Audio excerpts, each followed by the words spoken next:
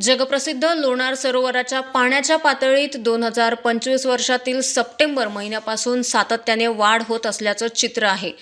या वाढत्या पाण्यामुळे लोणार सरोवर परिसरातील 11व्या आणि 12व्या शतकातील अनेक प्राचीन मंदिरे पाण्याखाली गेल्याची माहिती समोर आली.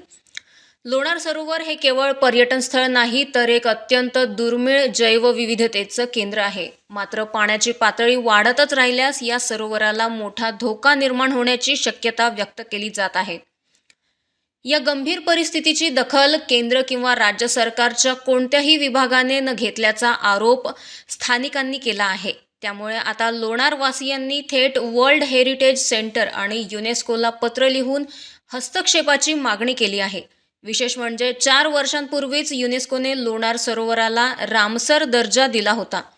मात्र आता वाढत्या पाण्यामुळे ऐतिहासिक वारसा आणि नैसर्गिक संपदा धोक्यात येत असल्याने नागरिकांमध्ये संताप वाढताना दिसतोय. लोणार सरोवराचे अभ्यासक डॉक्टर गोपाल बच्छिरे यांनी केंद्र सरकारलाही पत्र पाठवत तात्काळ उपाययोजना करण्याची मागणी केली आहे. तसंच 15 दिवसात निर्णय न झाल्यास 15 ते 20 हजार लोणारवासी समृद्धी महामार्ग रोखून धरण्याचा इशाराही देण्यात आला आहे.